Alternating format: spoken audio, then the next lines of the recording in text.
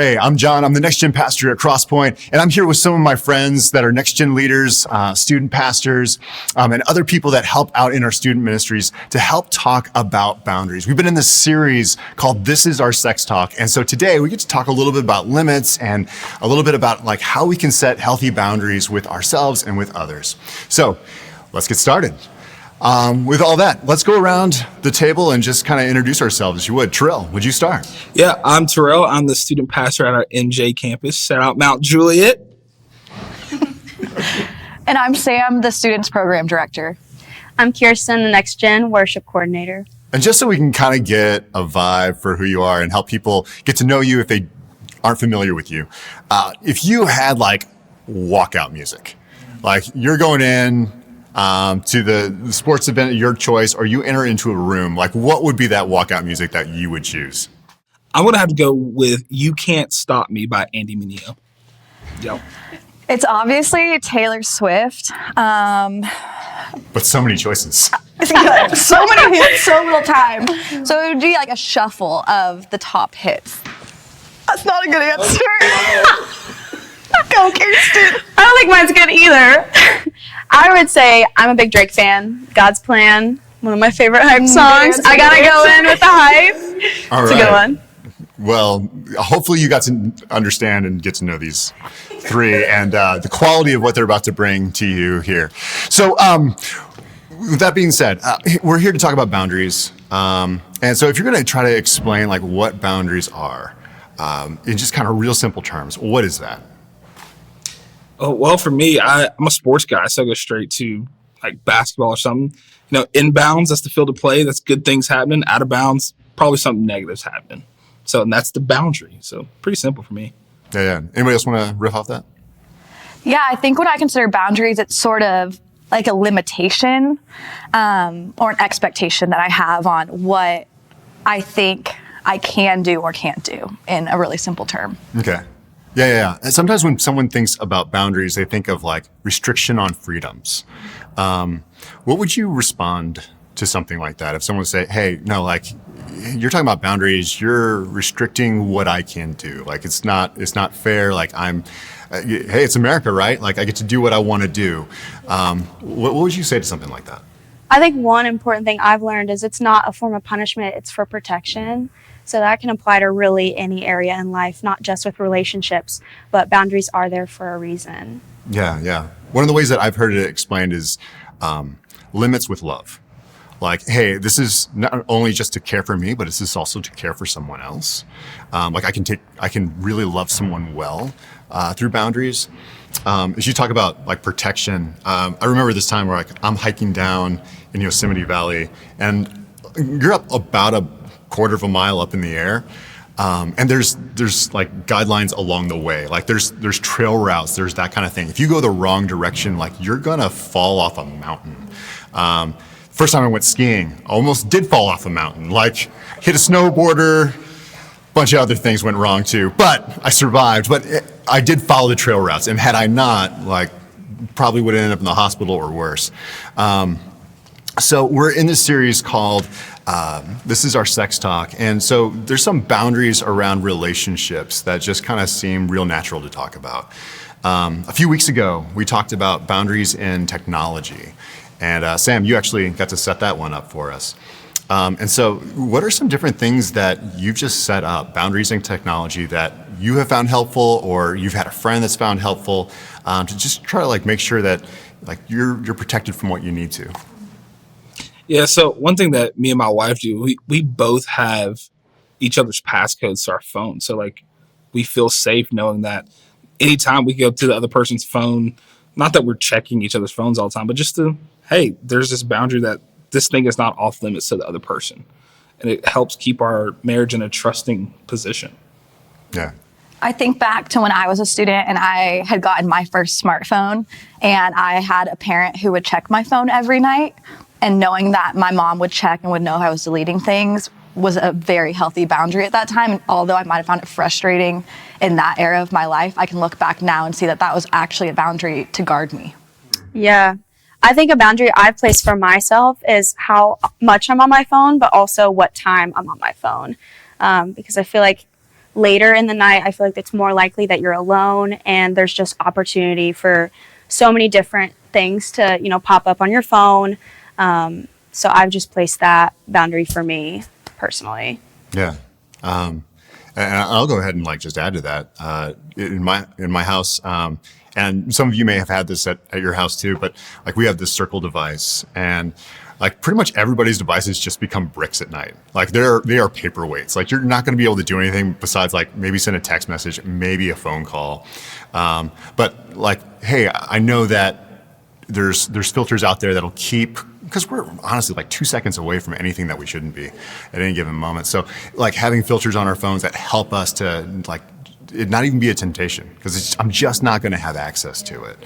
And that gives peace of mind. It's no longer a struggle. I can just stay as far away from that as possible.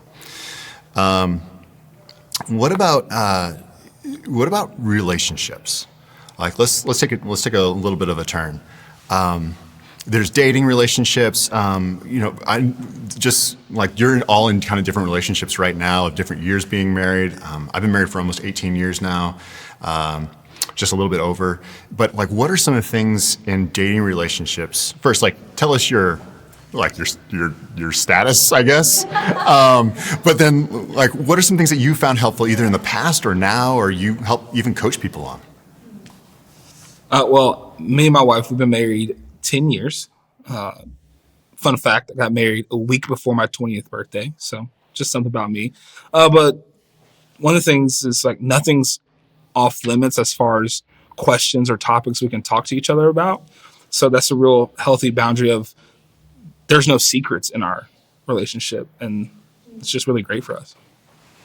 I've been married for a year and a half, but when I think about when I was dating and in relationships, and particularly as a student, if I was being secretive in my relationship, if I was keeping that from my friends or family or small group leaders, then it was clear I was crossing a boundary that I wasn't proud of. And so if I were able to talk to somebody about it, that was an accountability for me to be making choices that I believed were wise. Yeah, I echo what Sam said too. I'm in a dating relationship currently for almost 2 years. And one thing that we've done for boundaries is just avoiding any situations that feel like could lead to temptation for us. So being alone for a prolonged period of time. We just try to be intentional about that. And also too, finding couples or both in dating relationships, but also in marriages who we can relate to and also just get advice from and they're able to hold us accountable in that too. Yeah. I love that you mentioned just a really practical thing, hey, just not being alone for a long period of time. If you're going to give any other practical things that were just helpful for you to, again, this is to keep care of, I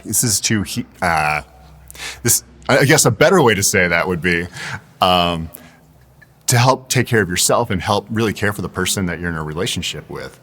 What would be some other practical things that maybe you set up or just did intentionally to make sure that you're able to care for each other well?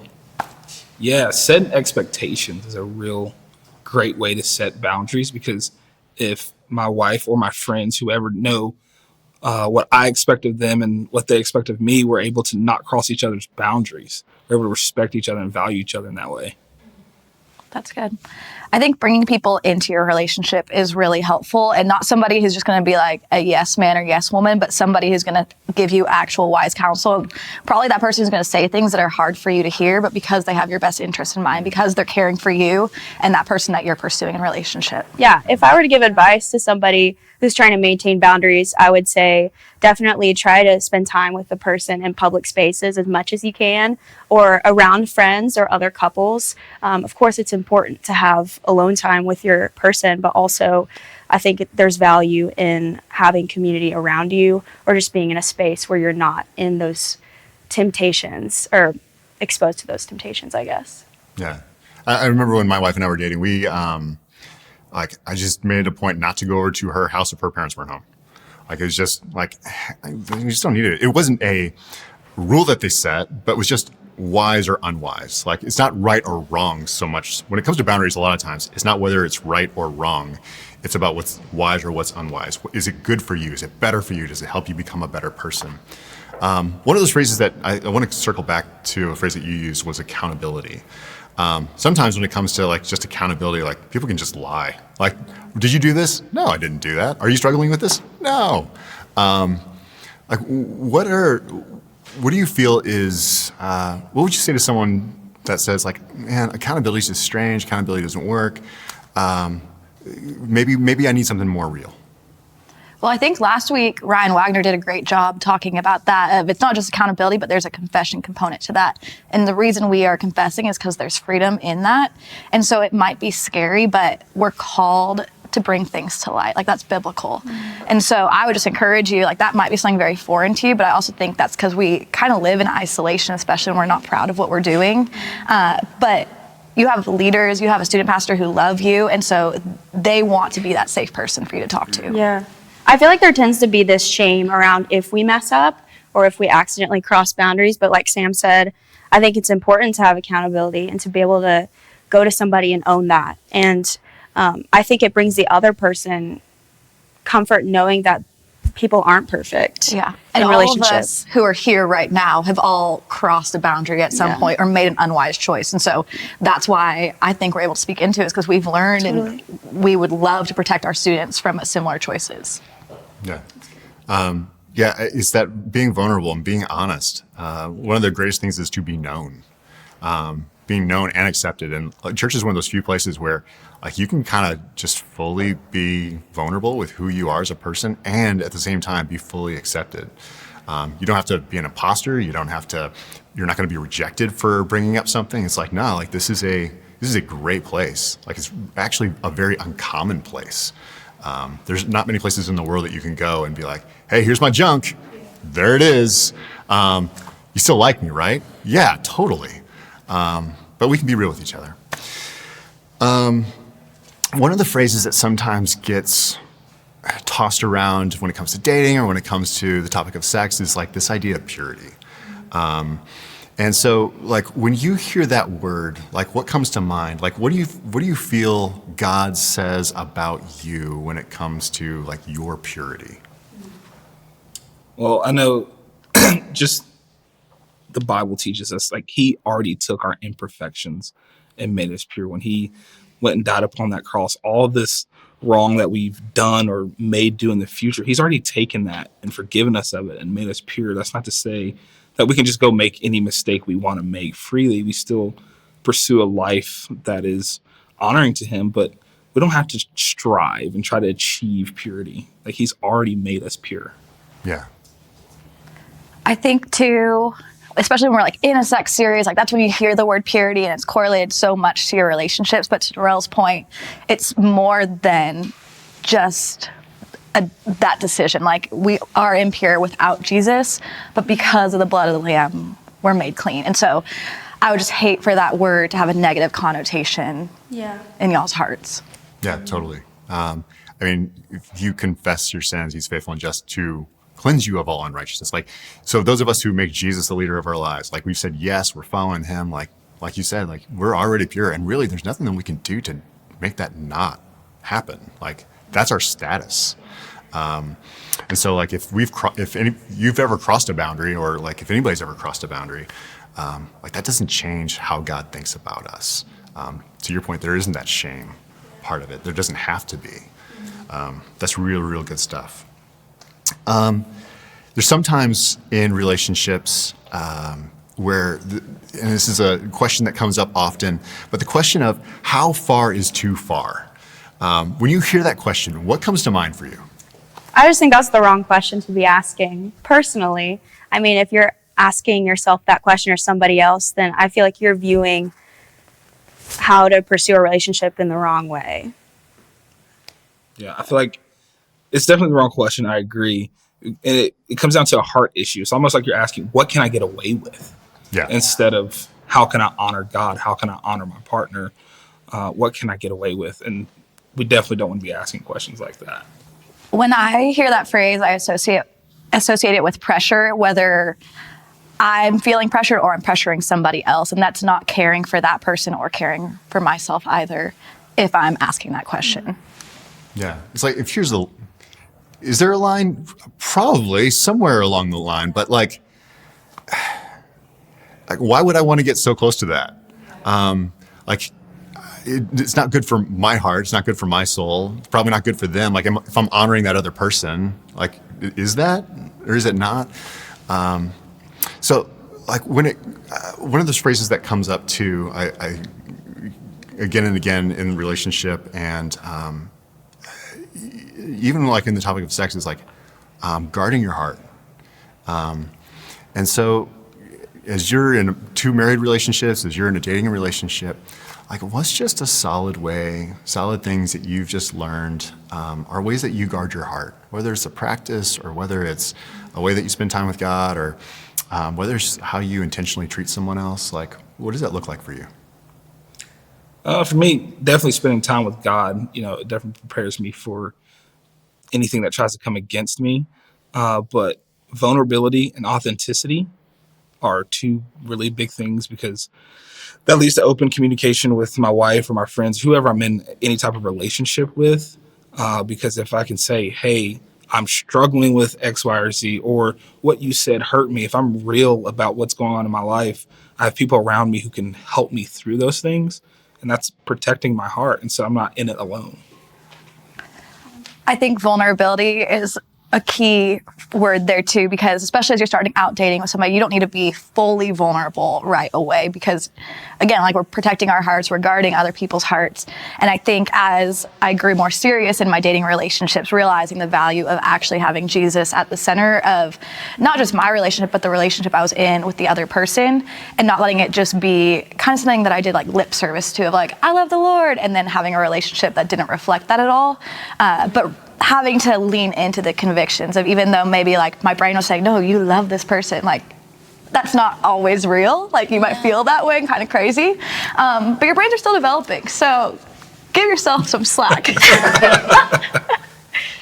Yeah, I totally agree with what y'all said. I think that's super important. I think also to kind of what you said, but just seeking the Lord above everything else and making sure he's the center of the relationship always. I think that's the best way to guard your heart and the best way to have a healthy relationship too. So what I'm hearing is like the end all be all when it comes to relationships, the end all be all when it comes to sex is like, it's Jesus. Yeah. Like if you make Jesus the center, like if you're relying on him, if you're depending on him, if you're following him, if you're like, yeah, just kind of giving your whole heart over to him and saying, yeah, I trust you with it. Like that's kind of it. So, man, this conversation has been great. Thank you so much for carving out the time to be here. I just value each of your inputs and like your story and your past and like just your thoughts on all this. We're better for having heard it. So, hey, I just want to thank everyone who's been tuning in and been a part of the This Is Our Sex Talk series. This has been like fantastic to talk with you. The conversations in your small group have been fantastic. I'm just really grateful that you have chosen to be here over this month. And my hope is that you not only learn something, but you're just better for having been a part of it. So take care, and we'll see you next week.